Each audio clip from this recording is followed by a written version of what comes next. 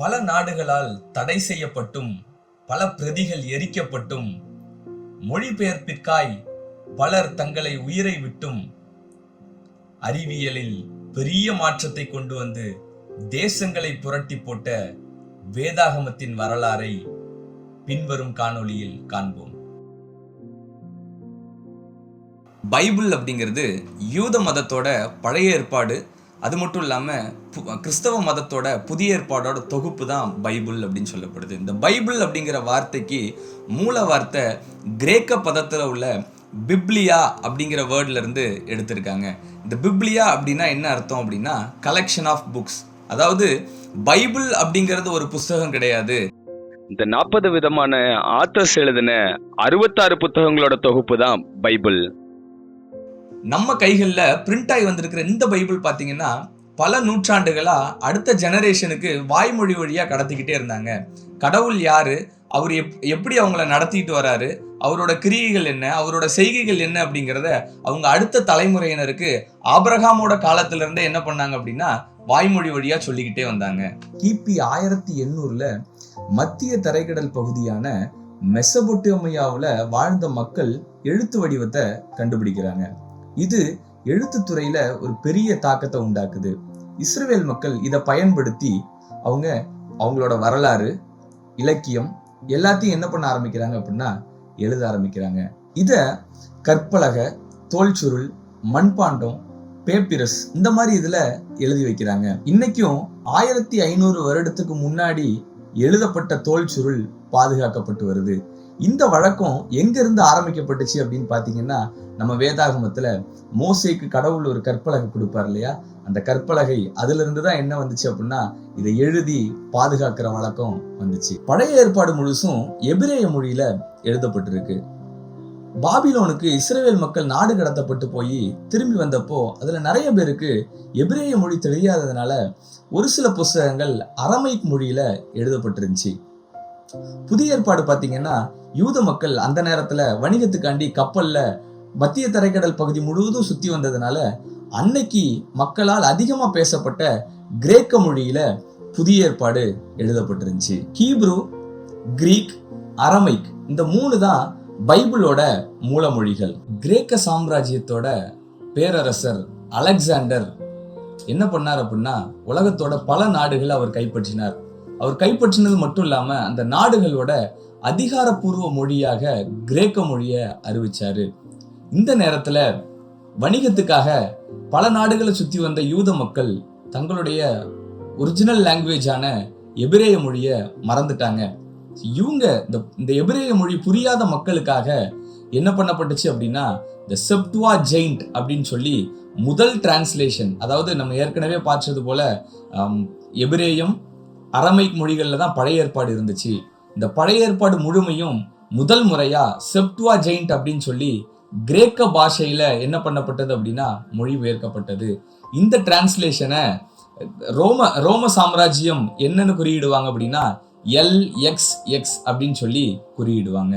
இந்த செப்டுவாஜெயின்ட் டிரான்ஸ்லேஷனோட பியூட்டி என்ன அப்படின்னா ஒரு 72 எபிரேய மொழி மற்றும் கிரேக்க மொழி தெரிஞ்ச 72 வல்லுநர்களை வெவ்வேறு சிறையில் அடைச்சி அவங்கள என்ன பண்ண சொல்லியிருப்பாங்க அப்படின்னா அந்த எபிரேயம் அரமைக்ல இருந்த பழைய ஏற்பாட கிரீக்க மொழியில டிரான்ஸ்லேட் பண்ண சொல்லியிருப்பாங்க. ஆச்சரியம் என்ன தெரியுமா, அந்த 72 பேரோட டிரான்ஸ்லேஷனும் ஒத்து போச்சு அப்படின்னு சொல்லி வேத வல்லுநர்கள் இல்லைன்னா வரலாற்று ஆசிரியர்கள் சொல்றாங்க. இதுதான் கடவுள் இன்ஸ்பயர் பண்ணி இருக்கிறாரு பைபிள் அப்படிங்கிறதுக்கு ஆணித்தரமான ஆதாரம். நம்ம எல்லாருக்கும் தெரிஞ்சபடி கிரேக்க சாம்ராஜ்யத்துக்கு அப்புறம் ரோம பேரரசு தான் இந்த முழு உலகத்தையே ஆட்சி பண்ணாங்க. அந்த சமயத்துல கிறிஸ்து பிறப்புக்கு பின்னாடி 382வது வருஷத்துல போப் என்ன பண்றாரு அப்படின்னா ஜெரோம் அப்படிங்கிற ஒரு ரோம பிரீஸ்டுக்கு பைபிளை கிரேக்க மொழியில இருந்து லட்டின் மொழிக்கு டிரான்ஸ்லேட் பண்ணணும் அப்படின்னு சொல்றாரு. அந்த லட்டின் மொழியில ஜெரோம் 405வது வருஷத்துல என்ன பண்றாரு அப்படின்னா வேதாகமத்தை டிரான்ஸ்லேட் பண்றாரு. இந்த வேதாகமுமே லட்டின் வல்கேட் அப்படின்னு சொல்லப்படுது. அந்த சமயத்துல இருந்த சபை தலைவர்கள் என்ன நினைச்சாங்க அப்படின்னா சாதாரண மக்கள் லட்டின் மொழியில வேதத்தை படிச்சாங்கன்னா அது ரொம்ப ஆபத்து அப்படின்னு நினைச்சு வேதத்தை பிரீஸ்ட் மட்டும்தான் படிக்கணும் அப்படிங்கிற ஒரு சட்டத்தை கொண்டு வந்தாங்க. கிட்டத்தட்ட 100 வருடங்களுக்கு மேலாகவே இந்த சட்டம் அமலில் இருந்தது. லட்டின் மொழியில வேதத்தை வாசிச்ச மக்கள் கடவுளுடைய வார்த்தையினால பயங்கரமா இன்ஸ்பயர் ஆகி AD 500க்குள்ளாகவே 1000 லோக்கல் வெர்னாகுலர் லாங்குவேஜஸ்ல வேதாகமத்தை மொழிபெயர்த்தாங்க. ஆனா AD 600ல கத்தோலிக்க திருச்சபை அதையெல்லாம் தடை பண்ணி ஒரே ஒரு மொழி தான் அபிஷியல் லாங்குவேஜ், அது லட்டின் வால்கேட் மட்டும்தான் அப்படின்னு சொல்லி அனௌன்ஸ் பண்றாங்க. அது மட்டும் இல்ல, கத்தோலிக்க திருச்சபையால மாத்திரம்தான், இன்னும் குறிப்பா கத்தோலிக்க திருச்சபையில உள்ள பிரீஸ்டால மாத்திரம்தான் வேதத்தை மக்களுக்கு புரிய வைக்க முடியும் அப்படின்னு சொல்லி மக்களுக்குள்ள ஒரு தவறான போதனையை அவங்க என்ன பண்றாங்க அப்படின்னா கொண்டு வர ஆரம்பிக்கிறாங்க. அது மட்டும் இல்ல, ரோம கத்தோலிக்க பாதிரியார்களுக்கு மட்டும்தான் லட்டின் மொழியை கற்றுத்தராங்க. கற்றுத்தந்து அவங்க என்ன பைபிள் டீச்சிங் பண்றாங்களோ அதை மற்ற யாருமே கேள்வி கேட்க கூடாதுங்கிற ஒரு சட்டத்தையும் ரோம கத்தோலிக்க திருச்சபை என்ன பண்ணுது அப்படின்னா கொண்டு வருது. 1000 வருடங்கள் கிபி 600ல இருந்து 1600 வரைக்கும் திருச்சபை வரலாற்றுல இந்த காலகட்டத்தை இருண்ட காலம் அப்படின்னு சொல்லி சொல்றாங்க. 14ஆம் நூற்றாண்டு இருண்ட காலத்துக்குள்ள போயிட்டு இருந்த திருச்சபைக்கு ஒரு பெரிய வெளிச்சத்தை கொண்டு வருகிற நூற்றாண்டாய் மாறுச்சு. 14வது நூற்றாண்டு வரைக்கும் இங்கிலாந்து மக்களுக்கு அவங்க சொந்த மொழியில வேதம் கொடுக்கப்படல. அதனால அங்க இருந்த மக்கள் என்ன பண்ண ஆரம்பிச்சாங்க அப்படின்னா பிரீஸ்ட் கிட்ட போய் அவங்களுக்கு சொந்த மொழியில வேதம் வேணும் அப்படின்னு சொல்லி கேட்க ஆரம்பிச்சாங்க. இந்த மறுமலர்ச்சியோட தொடக்கம் தான் யார் அப்படின்னா ஜான் விக்லிஃப். ஜான் விக்லிஃப் வந்து ஒரு ஆக்ஸ்போர்ட் ப்ரொஃபசர். இவர் வேதாகமத்தை முதல் முறையா லட்டின்ல இருந்து இங்கிலீஷுக்கு மொழிபெயர்க்கிறாரு. இந்த ஜான் விக்லிஃபோட ஒரு பெரிய முழக்கம் என்ன அப்படின்னா வேதாகமம் முழு ஜனங்களுக்கும் அவங்களோட சொந்த மொழியில கொடுக்கப்படணும் அப்படிங்கிறது தான். இதை மொழிபெயர்த்ததுக்கு அவருக்கு கிடைச்ச பரிசு என்ன தெரியுமா?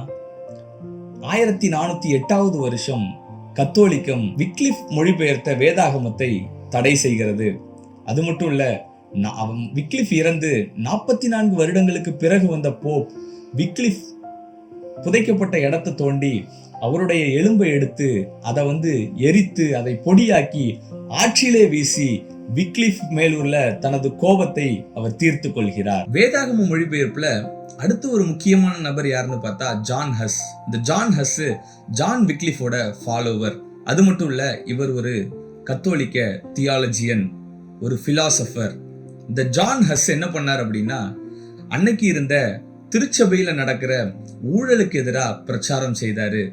மத குருமார்களுக்கு இடையே இருக்கிற ஒழுக்கமன்மையை சுட்டி காட்டி நிறைய போதனைகளை பண்ணாரு. இந்த ஜான் ஹஸ்ஸோட பெரிய நம்பிக்கை என்ன அப்படின்னா சமூக சீர்திருத்தத்தை வேதாகம அறிவின் மூலமா மட்டும்தான் கொண்டு வர முடியும் அப்படின்னு சொல்லி அவர் ஆணித்தரமா நம்பினாரு. லத்தீன் மொழிக்கு பதிலா உள்நாட்டு மொழியில வேதாகமம் மொழிபெயர்க்கப்பட்டு மக்களோட கரங்கள்ல போனாதான் சீர்திருத்தம் உண்டாகுங்கிறத ஜான் ஹஸ் நம்பி அவர் என்ன பண்ணார் அப்படின்னா புதிய ஏற்பாடு, நீதிமொழிகள், சங்கீதம் இந்த புஸ்தகங்களை என்ன பண்ணார் அப்படின்னா அவருடைய தாய்மொழியில 1406வது வருஷம் மொழிபெயர்த்தார். ஆனால் ரோம கத்தோலிக்க திருச்சபை இதை தடை செய்தது மாத்திரமல்லாமல் 1415வது வருஷம் திருச்சபை கோட்பாடுகளுக்கு எதிராக செயல்பட்டார் அப்படின்னு சொல்லி ஜான் ஹஸ்ஸோட கையெழுத்து பிரதியை வச்சே ஜான் ஹஸ்ஸ உயிரோட கம்பத்துல வச்சு எரிச்சது ரோம கத்தோலிக்க திருச்சபை. கம்பத்துல எரிந்து கொண்டிருக்கும் பொழுது ஜான் ஹஸ் இவ்வாறாக சொன்னார், இன்னும் 100 வருடத்தில் தேவன் ஒரு மனிதனை எழுப்புவார், அந்த மனிதனை உங்களால் அடக்க முடியாது, நிச்சயம் சீர்திருத்தம் உண்டாகியே தீரும் என்று முழக்கமிட்டு தன் உயிரை விட்டார். 1455வது வருடம் வேதாகம் மொழிபெயர்ப்புல ஒரு பொற்காலம் அப்படின்னே சொல்லலாம். ஜெர்மனியில உள்ள குட்டன்பர்க் அப்படிங்கிற இடத்துல அச்சு இயந்திரம், அதாவது பிரிண்டிங் பிரஸ முதல்ல கண்டுபிடிக்கிறாங்க. கண்டுபிடிக்கப்பட்ட அந்த பிரிண்டிங் பிரஸ்ல முதலாவது அச்சிடப்பட்ட புஸ்தகம் வேதாகமம். அது லட்டின் மொழியில அச்சிடப்படுது. அச்சிடப்பட்ட வேதாகமத்தை படிச்ச நிறைய மக்களுக்கு அவங்களோட சொந்த மொழியில வேதாகமம் வேணும் அப்படிங்கிற ஒரு தூண்டுதல் ஏற்படுது. இந்த தூண்டுதலோட விளைவு கொஞ்ச நாட்கள்லயே ஜெர்மனியில 100க்கும் மேற்பட்ட அச்சு தொழிற்சாலைகள் தொடங்கப்படுது. பிற்காலத்துல இந்த பிரிண்டிங் பிரஸ் தான் மறுமலர்ச்சி, சீர்திருத்தம் போன்ற இயக்கங்களோட கருத்துக்களை பரப்புறதுக்கு பெரிதும் உதவியா இருந்துச்சு. எராஸ்மஸ் இவர் ஒரு கத்தோலிக்க மத குருமார், லத்தீன் பேராசிரியர், கேம்பிரிட்ஜ் பல்கலைக்கழகத்தோட கிரேக்க அறிஞர்.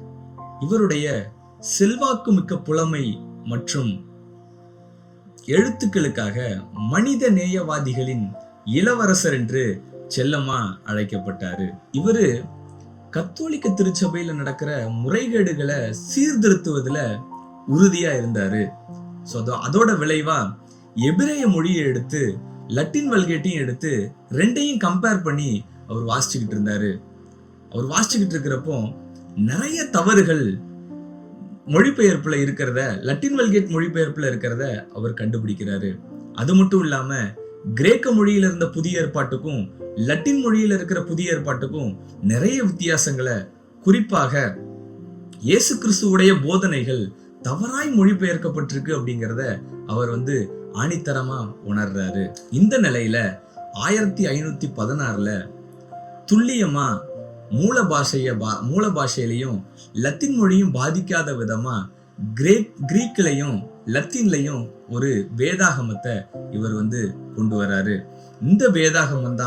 இந்த வேதாகம மொழிபெயர்ப்பு தான் பிற்காலத்துல ஆங்கிலத்திலையும் பிற மொழிகள்லையும் அறிஞர்கள் மொழிபெயர்க்கிறதுக்கு ரொம்ப பயனுள்ளதாய் இருந்தது. வில்லியம் டிண்டேல் ஒரு மத குருமார், ஆக்ஸ்போர்ட் பல்கலைக்கழக பேராசிரியர், அது மட்டும் இல்லாம 8 மொழிகள்ல புலமை பெற்றிருந்தாரு. இவரை சீர்திருத்தவாதிகளின் கேப்டன் அப்படின்னு சொன்னா மிகையாகாது. இருண்ட காலத்துல இருந்த திருச்சபை வெளிச்சத்துக்கு வருவதற்கு மிக முக்கிய பங்காற்றிய நபர்கள்ல இவரும் ஒருவர். இவரு எராஸ்மஸ் மொழிபெயர்த்த கிரேக்க லாங்குவேஜ்ல இருந்த அந்த புதிய ஏற்பாட இவர் என்ன பண்ணார் அப்படின்னா ஆங்கில மொழியில மொழிபெயர்த்தார். ஆனால் இங்கிலாந்து அரசாங்கம் அந்த மொழிபெயர்ப்பை கொண்டு வருவதற்கு தடை செய்தது. ஆனாலும் இவரு அத மறைமுகமா என்ன பண்ணார் அப்படின்னா வியாபாரிகளின் மூலமா அந்த மொழிபெயர்ப்பை இங்கிலாந்துக்குள்ள கொண்டு எல்லா மக்களோட கைகளுக்கும் வேதாகமம் சென்றடைய, புதிய ஏற்பாடு சென்றடைய வழிவகுத்தார். இதோட விளைவு எல்லா மக்களும் புதிய ஏற்பாட வாசிக்க ஆரம்பிச்சாங்க. ஆனா இதை கண்ட இங்கிலாந்து அரசாங்கம் அவங்களோட இரும்பு கரத்தை கொண்டு அதை அடக்கிச்சு. அது மட்டும் இல்ல, மொழிபெயர்த்ததுக்காக அவருக்கு மிகப்பெரிய பரிசா 1536 திருச்சபை சட்டங்களுக்கு எதிராய் செயல்பட்டார்னு சொல்லி குற்றம் சுமத்தப்பட்டு உயிருடன் கம்பத்தில் வைத்து எரிக்கப்பட்டார்.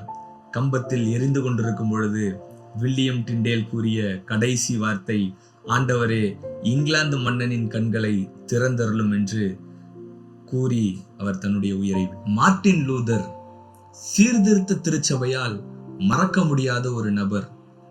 தான் ஒரு கத்தோலிக்க போதகராய் இருந்தும் கத்தோலிக்க திருச்சபையில் நடக்கும் ஊழல்களுக்கு எதிராக குரல் கொடுக்க அஞ்சவில்லை. மார்ட்டின் லூதர் அக்டோபர் மாதம் 31 1517 விட்டன்பர்க் திருச்சபையில் 95 கோட்பாடுகளை ரோம கத்தோலிக்க திருச்சபைக்கு எதிராக அறைந்தார். அது மாத்திரமல்ல, அவர் உலகின் ஒவ்வொரு கிறிஸ்தவனும் தன்னுடைய தாய்மொழியில் வேதத்தை வாசிக்க வேண்டும், அவனுடைய கைகளில் தாய்மொழியில் வேதம் இருக்க வேண்டும் என்று ஜெர்மனியில் முழங்கினார். தன் பங்கிற்காக எராஸ்மஸின் கிரேக்க மொழிபெயர்ப்பில் இருந்த புதிய ஏற்பாடை ஜெர்மானிய மொழியில் மொழிபெயர்த்தார்.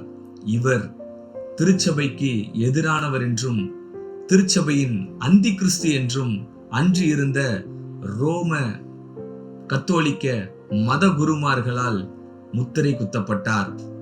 முத்திரை குத்தப்பட்டது மாத்திரமல்ல, அவர்கள் இவரை கொல்ல வகை தேடினார்கள். ஹென்றி VIII 1509 இங்கிலாந்தின் மன்னரானார். அவர் ஆரம்ப காலத்தில் கத்தோலிக்க திருச்சபையின் விசுவாசியாய் இருந்து சீர்திருத்தவாதிகளுக்கு எதிராக நின்றார். 1536 வில்லியம் டிண்டேல் மொழிபெயர்த்த எல்லா மொழிபெயர்ப்புகளையும் தீயில் எரித்து போட்டார். இந்நிலையில் ஹென்றி VIII கேத்ரின் என்ற மனைவி இருந்தார். கேத்ரினுக்கும் ஹென்றி VIII திருமணமாகி 23 ஆண்டுகளாகியும் ஒரே ஒரு பெண் குழந்தை மாத்திரமே இருந்தது. அநேக முறை கருக்கள் கலைந்து கொண்டே இருந்தது. இதனால் மனசோர்வுற்ற ஹென்றி VIII கேத்தரினை விவாகரத்து செய்ய முடிவு செய்து தன்னுடைய காதலியை மணக்க முடிவெடுத்தார். இந்த காரியத்தை போப்பிடம் கூற போப் இதை மறுத்துவிட்டார். இந்த காரணத்தினால் கோபமுற்ற ஹென்றி VIII இங்கிலாந்து அரசாங்கத்தை கத்தோலிக்க திருச்சபையின் கட்டுப்பாட்டிலிருந்து வெளிக்கொண்டு வந்து இங்கிலாந்து தேசத்தின் திருச்சபை சர்ச் ஆஃப் இங்கிலாந்தின் தலைவராக தன்னை அறிவித்தார். அது மாத்திரமல்ல, வில்லியம் டிண்டேல் இறந்து 3 ஆண்டுகளில் வில்லியம் டிண்டேல் மொழிபெயர்த்த மொழிபெயர்ப்புகளை அரசாங்கமே அச்சிட்டு மிக குறைந்த விலையில் மக்களுடைய கரத்தில் ஆங்கில வேதாகமம் சென்றடைந்து அதை மக்கள் வாசித்து பயனடைந்தனர். ஹென்றி VIII பிறகு இங்கிலாந்து அரியணையை எட்வர்ட் என்ற மன்னர் கைப்பற்றினார். அவருடைய மனைவிதான் மேரி. அவர் கத்தோலிக்கத்தின் தீவிரமான விசுவாசி. ஆகையால் அவர் சீர்திருத்தவாதிகளுக்கு எதிராக நின்றார். டிண்டேலின் வேதாகமத்தை தடை செய்தார். தடை செய்தது மாத்திரமன்றி 300 சீர்திருத்தவாதிகளை உயிரோடு எரித்து கொன்றார். 300 சீர்திருத்த திருச்சபையின் குருவானவர்களை வெட்டி படுகொலை செய்ய உத்தரவிட்டார். அது மாத்திரமன்றி சீர்திருத்த திருச்சபையின் குருவானவர்கள் அனைவரும் உபதேசக்காரர்கள், அவர்கள் எல்லோரையும் கொல்ல வேண்டும் என்று மேரி உத்தரவிட்டதால் அவர்கள் எல்லோரும் ஜெனீவாவுக்கு தப்பி ஓடி அங்கே தஞ்சமடைந்தனர். அங்கேதான் 1560வது வருடம் வில்லியம் விட்டிங்கம் என்பவர் தி ஜெனீவா பைபிள் என்ற மொழிபெயர்ப்பை மொழிபெயர்த்தார். 1604ஆம் ஆண்டு இங்கிலாந்து மன்னர் ஜேம்ஸ் I ஒரு மாநாட்டை நடத்தினார். இதில் 85 வருடங்களாக பயன்படுத்தப்பட்டு வந்த டிண்டேலுடைய மொழிபெயர்ப்பில் உள்ள பிழைகள் சுட்டிக்காட்டப்பட்டு அதை சீர்திருத்த அவர் முடிவு செய்தார்.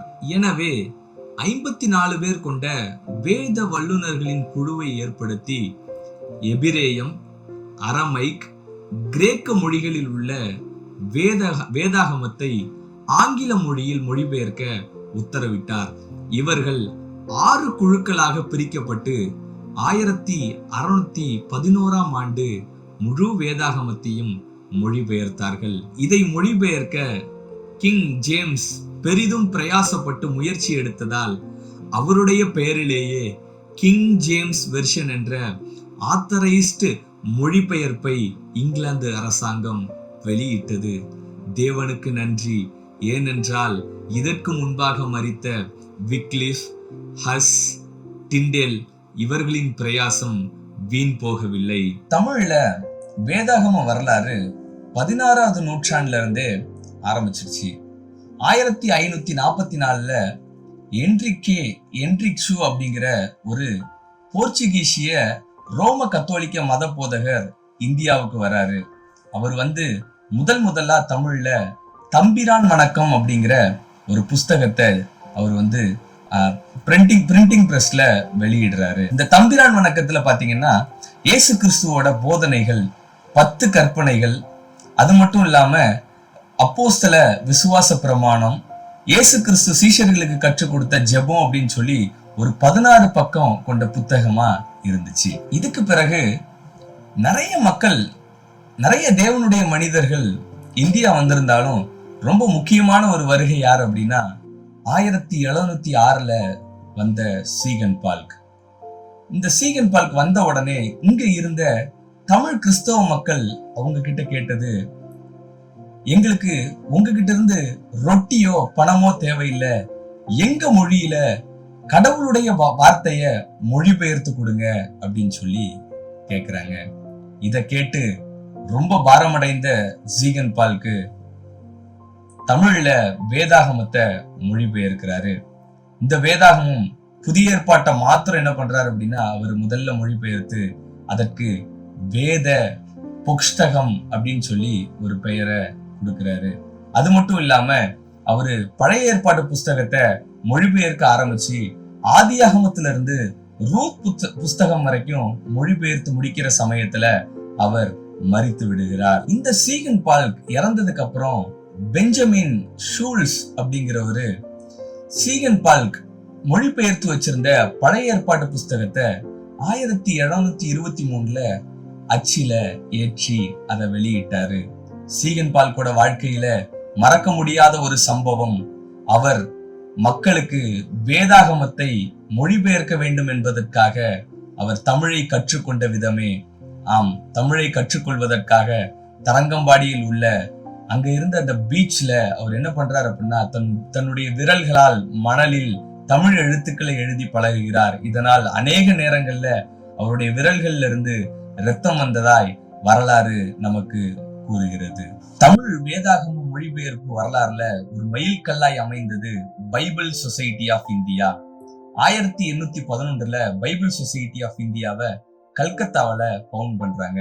இந்த பைபிள் சொசைட்டி ஆஃப் இந்தியாவை ஆத்தரைஸ் பண்ணி இவங்களோட முக்கிய குறிக்கோள் என்ன அப்படின்னா, வேதாகமத்தை மொழிபெயர்க்கணும், வேதாகமத்தை அச்சிடணும், வேதாகமம் எல்லா மக்களோட கைகள்லையும் வாங்கக்கூடிய விலையில சென்று மக்கள் அதை படித்து பயனடையணும் அப்படிங்கிறது தான். ஒவ்வொரு நிமிடத்திற்கும் பைபிள் சொசைட்டி ஆஃப் இந்தியா 22 வேதாகமத்தை அச்சிடுறதா ரிப்போர்ட் சொல்லுது. ஒரு வருத்தமான விஷயம் என்ன அப்படின்னா, இதுவரை 1526 இந்திய மொழிகளில் 49 மொழிகள்ல மாத்திரம்தான் முழு வேதாகமும் மொழிபெயர்க்கப்பட்டுள்ளது. 19ஆம் நூற்றாண்டின் தொடக்கத்தில் தமிழ்நாட்டின் பாளையங்கோட்டைக்கு வந்த ஜெர்மானிய சீர்திருத்த மிஷனரி தான் ரேனியஸ்.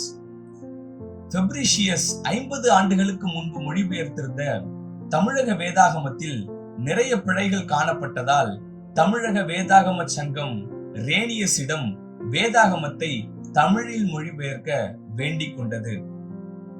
லத்தீன், கிரேக்கம், எபிரேய மொழிகளை கொண்டு ரேனியஸ் புது தமிழ் வேதாகமத்தை மொழிபெயர்த்தார். இதில் புதிய ஏற்பாட்டு புஸ்தகம் 1833ஆம் ஆண்டும், பழைய ஏற்பாடு புஸ்தகம் 1840ஆவது ஆண்டும் வெளியிடப்பட்டது. ஹென்றி பவர் ஒரு ஆங்கிலோ இந்தியர் ஆவார்.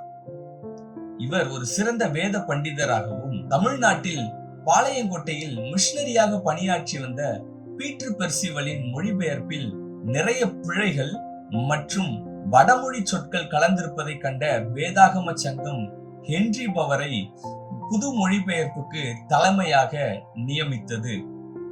ஹென்றி பவர் புதிய ஏற்பாட்டையும் பழைய ஏற்பாட்டையும் முழுமையாக மொழிபெயர்த்தார். திருத்தப்பட்ட மொழிபெயர்ப்பு 1863 புதிய ஏற்பாடாகவும் 1868 பழைய ஏற்பாடாகவும் வெளியிடப்பட்டது. இன்றளவும் நாம் பயன்படுத்தி கொண்டிருக்கும் வேதாகமும் ஹென்றி பவரால் 1871ஆம் ஆண்டு வெளியிடப்பட்ட வேதாகமமே. ஹென்றி பவருக்கு பிறகு LP லார்சன் மற்றும் CH மோகனன் போன்றவர்கள் தமிழில் மொழிபெயர்த்திருந்தாலும் அவை பெரிதும் திருச்சபைகளால் ஏற்றுக்கொள்ளப்படவில்லை. 2ஆம் வாத்திக்கன் மாநாட்டுக்கு பிறகு தமிழ் கத்தோலிக்க திருச்சபை பிற கிறிஸ்தவ திருச்சபைகளோடு இணைந்து ஒரு புது மொழிபெயர்ப்பை செய்ய முடிவெடுத்தது. இது 1972ஆம் ஆண்டு தொடங்கப்பட்டு வெற்றிகரமாக 1995ஆம் ஆண்டு முடிக்கப்பட்டது. இந்த திருவிவிலியத்தில் எழுமையான தமிழ், மனிதநேயம், மொழிநடை மற்றும் இருபாலர் சமத்துவம் கலந்து கொடுக்கப்பட்டுள்ளதால் மற்ற மக்கள் புரிந்து கொள்வதற்கு எளிமையாக உள்ளது. இதுவரை 1225 மொழிகளில் மொழிபெயர்க்கப்பட்டுள்ள இந்த வேதாகமம் மாத்திரமே இன்றைய இந்திய தேசத்திற்கும் இந்திய தேசத்தின் வாழும் இளைஞர்களுக்கும் தீர்வு அளிக்க முடியும். இந்த வேதத்திற்காய் பல மக்கள் தங்களுடைய உயிரை துறந்துள்ளனர். இந்த வேதத்திற்காய் பல மக்கள் தங்களுடைய வாழ்க்கையில் சித்திரவதைகளை அனுபவித்துள்ளனர். இந்த வேதத்தில் உள்ள ஒரு வார்த்தையிலும் இடைச்சொருகள் வந்ததே கிடையாது. இந்த வேதம் இன்றளவும் மனிதர்களுடைய வாழ்க்கையை மாற்றி கொண்டிருக்கிறது. இந்த வேதத்தை ஒழுக்கமாக வாசிக்கவும், தியானிக்கவும், மொழிபெயர்க்கப்படாத மொழிகளில் மொழிபெயர்க்கவும் நீங்கள் ஆயத்தமா?